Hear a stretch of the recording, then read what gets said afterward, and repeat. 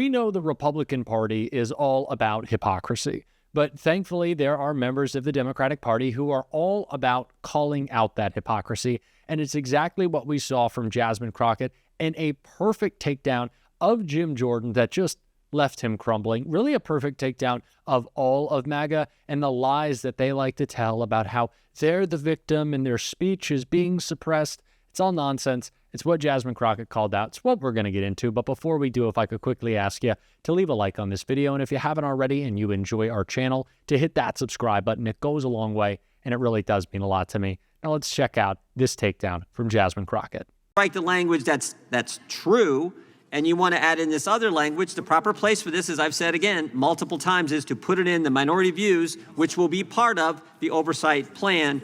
But for some reason, that doesn't seem to be good enough for the minority. Will the chairman yield? Yeah, sure. Just to pursue this point for a moment, this claim that this was fact-checking, wasn't this a suppression of New York Post reporting on the genuineness of the Hunter Biden laptop, which included the most incriminating evidence against a president involving family influence peddling that I think has ever been produced, and it turned out to be true. So what they were actually doing was suppressing facts, not checking them. Suppressing facts and doing violation to the First Amendment and free speech rights of Americans. Who seeks recognition? Gentlelady, Ms. Crockett is recognized. Thank you so much, Mr. Chair. It's so interesting to me that we all swear an oath to the Constitution, and we say that we take that oath seriously, but when it comes into actually doing something that looks like preserving that oath or looks like preserving the Constitution, we get a little wobbly, and I'm not really understanding what's going on. Freedom of press doesn't look like kicking out the Washington Post, or actually the Huffington Post has been kicked out. We know that the Associated Press has been kicked out, and now the Washington Post is not going to allow for op-eds in any way if for some reason they criticize the sitting president of the United States. What this is starting to feel like is a smaller version of Russia. And I am trying to tell you that we are nothing like Russia. We are not supposed to be like Russia, but that is what we've got going on. And I'm sorry, I know that some of my colleagues still struggle with answering the question of who won the election in 2020. And you may have felt a way when you had social media checking people and saying, no, Trump did not win the election in 2020. That is absolutely factual. And unfortunately, because some people got all riled up because they believed the lies, they ended up getting locked up because they decided that they were going to believe the lies. They ended up at the Capitol on January 6th, and they were trying to tear this thing apart because they felt like their country was falling apart in front of their eyes because for whatever reason, there were people in power that were peddling a lie about the election. We also know, and some of y'all may still say that COVID was a hoax. COVID wasn't a hoax. Tell that to the over 1 million people that died under Donald Trump's first watch. It wasn't a hoax. So no, I do believe that it was okay. In fact, I do believe that it was ethically right for social media to check people because you had people that didn't know anything about science and decided that they were going to put out whatever lies or propaganda or conspiracy theories they wanted to, and people died.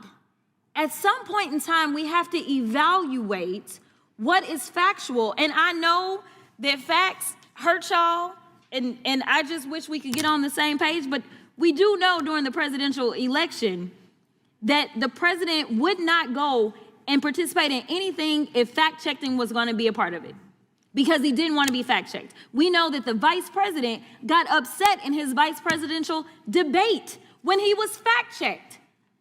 It used to be a time in this country that we as members of Congress or elected officials thought that it was okay to just tell the truth.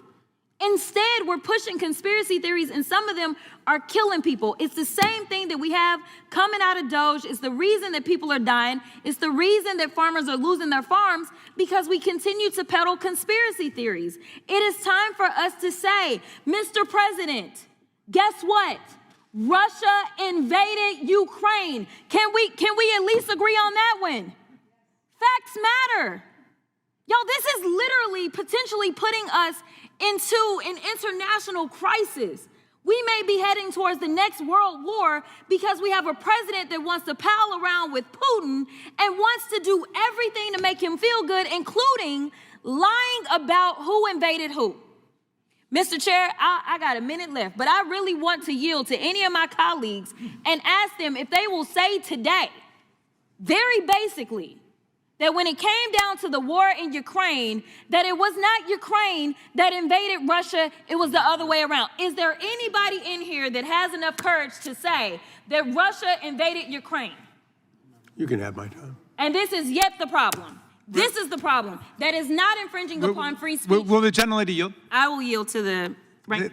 Thank you, Ms. Crockett. To be clear, your challenge, I think, was across the aisle, because I think every member on your side of the aisle agrees with the obvious fact that Vladimir Putin ordered the filthy, bloody, imperialistic invasion of Ukraine. And in fact, at the time, Donald Trump as president never denied it. In fact, he praised it. He said it was, quote, an act of genius when Putin ordered the invasion of Ukraine. So I would hope some of our colleagues would consent to at least that historical point, since we think history is so important.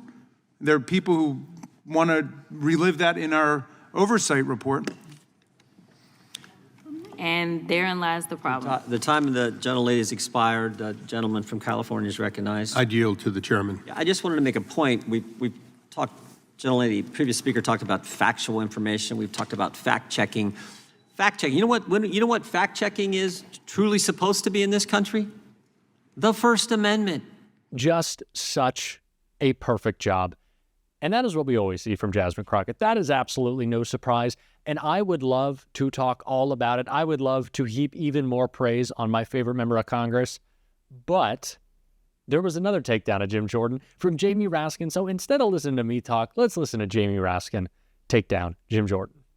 You don't like certain speech? The best speech for wrong speech is more speech. The best speech for false speech is true speech. That's how it works. You have a debate and you trust we, the people, to figure it out, not some. Mr. Chairman, thank you very much. I'm inspired by your First Amendment passion. You are the I knew you would be. You are the John Stuart Mill of the House of Representatives and the Voltaire of Congress, and you put me in the mood of Justice Brandeis. But I want to ask. You can stop there. No, I got to keep going a little bit, because I have to know whether or not your First Amendment passion and principles, which I take to be completely true, and I've always known that about you, extend to one citizen named Donald Trump. Now, let's talk about Donald Trump for a second, okay? He is, after all, I think, the President of the United States. And check this out, okay? Everybody in this room who's sitting on this side of the dais is a politician, okay? We have people say stuff about us and say stuff about our rivals and our opponents all the time. I don't know if there's anybody here who's ever sued anybody in politics for libel or defamation. I'm taking that no. I imagine a lot of us have felt like, have you? Well, I'll be curious to hear about that later, Mr. Issa. But the vast majority of us don't sue people, even when we feel really aggrieved by the mean things that people say. And yet, Donald Trump gets to be president of the United States, and suddenly he decides he doesn't like Jim Jordan's approach, which is the answer to bad speech is good speech. The answer to false speech is true speech. The answer to nonsense is the dialectics of expression. That's the spirit of the First Amendment. Well, check this one out. Donald Trump personally suing CBS for $20 billion. The President of the United States is suing CBS for $20 billion. Why? What did they say about him? Did they lie about him? Did they defame him? No, it has nothing to do with him. It has to do with the way he thinks they unfairly edited a video conversation with Kamala Harris. He said that the way the video looked in the commercial for 60 Minutes was different from the way she appeared. The President of the United States is suing them for $20 billion and ordering the FCC, which is part of the U.S. government and under his unitary executive theory, reporting directly to him like a monarch. He's ordered them to go out and investigate CBS. And meantime, his close friend is trying to take over Paramount. And so he's, of course, completely entangled on the business side. That's not the first time. He did it to ABC with George Stephanopoulos, which settled a suit for him for, I think that one was $15 million. The President of the United States is shaking down the media.